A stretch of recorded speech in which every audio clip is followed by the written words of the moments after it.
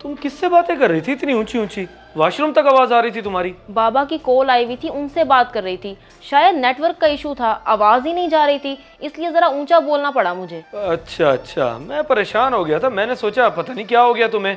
वैसे खैर से कॉल आई थी अंकल जी की? ईद देने के लिए आ रहे हैं, कह रहे थे रास्ते में हूँ, बस पहुंचने वाला हूँ। तो इसमें इतना खुश होने वाली कौन सी बात है? ईद ला रहे हैं, 2 घिसे पिटे सूट ही लाएंगे हर बार की तरह, एक तुम्हारा एक मेरा।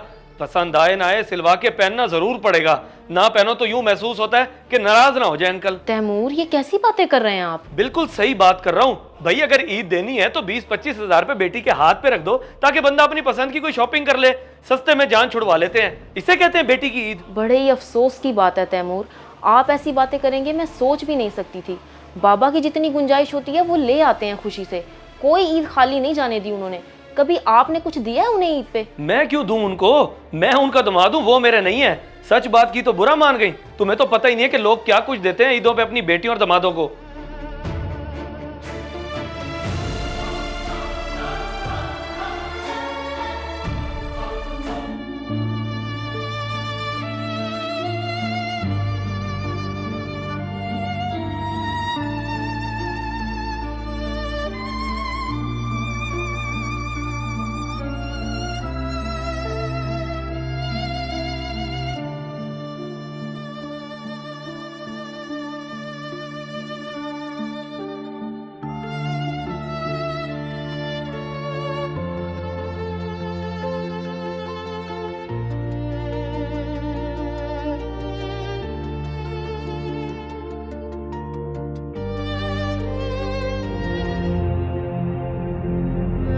उस्मान भाई, ये 2 सूट जब थोड़ी देर पहले मैं आपसे ले गया था वापस करने हैं। सूट वापस करने हैं?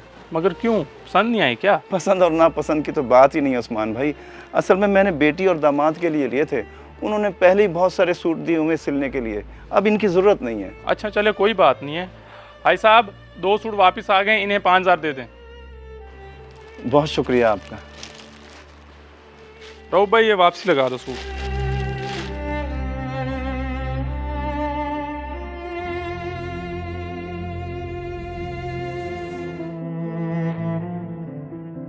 पाँच 5,000 ये हैं और 2-3 हज़ार मेरी जेब में होंगे, 20-25 हज़ार कहाँ से लाऊं?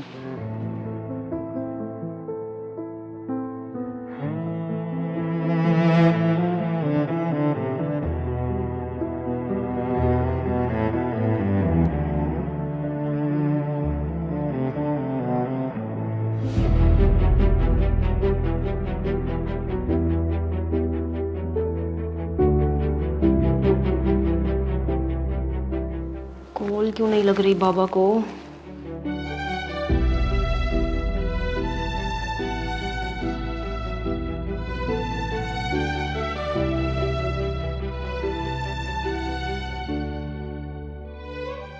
क्या हो गया तुम्हें, बार बार किसको कॉल करने की कोशिश कर रही हो? बाबा को और किसको, पता नहीं उनका व्हाट्सएप क्यों बंद जा रहा है, कॉलिंग आ रहा है, रिंगिंग हो ही नहीं रहा। एक तो बुजुर्ग हैं, ऊपर से बाइक पे होते हैं, अल्लाह खैर ही करे, मुझे तो बहुत डर लग रहा है। ओ भाई, कुछ फजूल सोचने की जरूरत नहीं है, तुम्हें तो पता है कि उन्हें फलाई काम करने का कितना शौक है, कोई मिल गया होगा रास्ते में तो चल पड़े होंगे उसके साथ। तुम नंबर पे कॉल कर लो, व्हाट्सएप पे क्यों कर रही हो? कॉल पैकेज नहीं है मेरा और ना ही बैलेंस है, पहले भी उनकी कॉल मुझे व्हाट्सएप पे ही आई थी। अच्छा, मैं अपने नंबर से करके देखता हूँ, एक तो छोटी छोटी बातों पे परेशान होने लग जाती हो। लो, लगता है आ गए हैं। हाँ, मैं देखती हूँ।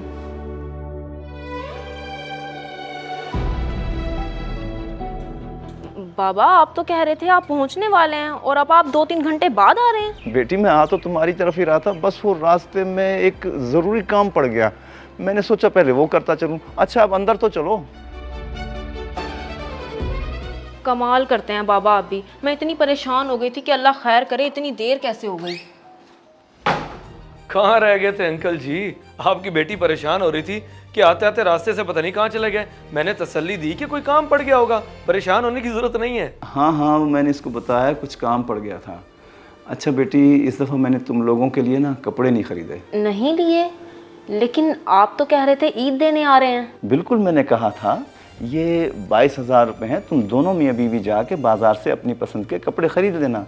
क्यों तैमूर बेटा, ठीक है ना? जी जी जी अंकल, सही है, वैसे इसकी कोई ज़रूरत तो नहीं थी, लेकिन जैसे आपको बेहतर लगे मैं क्या कह सकता हूँ? इतने ज़्यादा पैसे देने की ज़रूरत नहीं है बाबा, हमारे पास अल्लाह का दिया हुआ सब कुछ है, आपके पैसे रखें अपने पास। बेटा मैं अपनी खुशी से दे रहा हूँ, मैं अकेला बंदा, न मेरी बीवी न कोई और औलाद, तुम दोनों के अलावा मेरा है कौन? ये रखो, अगर और चाहिए तो मुझे बता देना। बाबा आपने अपने लिए भी कपड़े जूते लिए हैं कि नहीं? दर्जी को 2 सूट दिए हुए हैं, परसों वो दे देगा सी के, जूता भी आज शाम ले आऊंगा।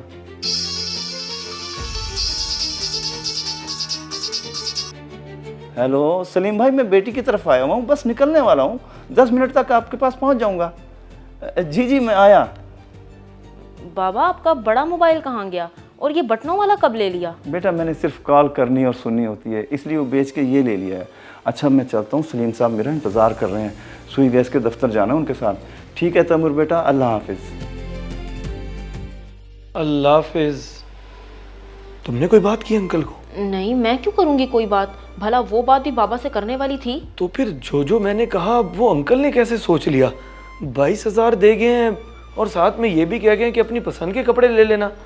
बड़ी हैरानी की बात है। आप हैरान हो रहे हैं और मैं परेशान। मुझे तो लगता है बाबा ने इसीलिए अपना मोबाइल बेचा है।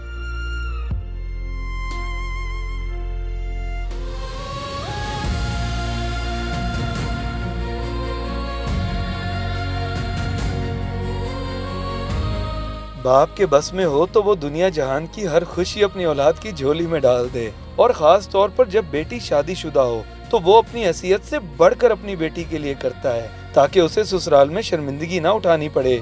सच तो ये है कि बाप की कुर्बानी की कीमत कोई भी अदा नहीं कर सकता। अगर वीडियो पसंद आए तो ज़रूर शेयर करें, शायद आपकी वजह से किसी की इस्लाह हो जाए।